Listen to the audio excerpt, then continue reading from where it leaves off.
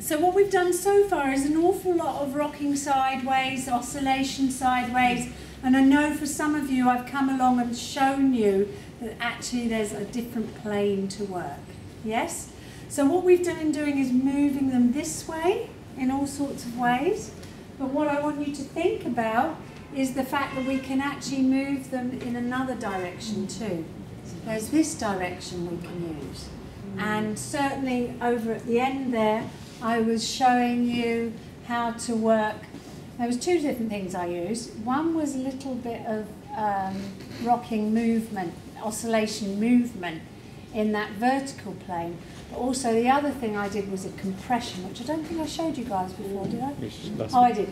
Okay, so that compression work, I'm kind of in an awkward position because she's not in the cradle. Can you see how I'm too far down? Normally her head would be in that cradle, so she'd be much further up.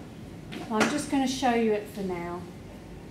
So I might work in that way. Is that all right, Helen? She was asking me what I would do because she felt a little bit twingy when we were doing the rocking, and I might stop and do something like that and just release whatever it is that's going on.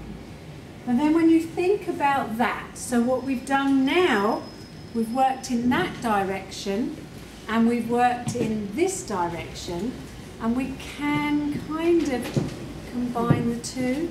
So I've now got my hand on the hip bone there, on the iliac crest. You can work with it there, and there I'm actually rotating and moving the body that way. And you can combine all of that, but you know.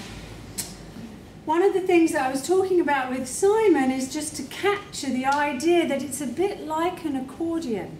Like the body is a bit like an accordion, because so some of what I'm doing with these movements is actually, can you see how it's compressing the muscles on this side and rocking at the same time? So it's like an accordion. And the other thing that we were saying there, and I'll just show you, can I take your t-shirt off? Is two places that I usually place my hand for the more oscillating movements. One is just on, come in close there, just literally I'm on the spinous processes here. And so I'm on the spinous process, just using the laminal groove in the spinous process there to move the spine that way, or I might use the erectors to actually work the erectors more, to stretch those away from the spine. So they might be the two areas that I rest and work from, but always with the other hand actually. So it's not a lot of pressure here, okay? I want you to understand it's hardly any pressure on the spine there. I'm not putting any pressure on the spine there.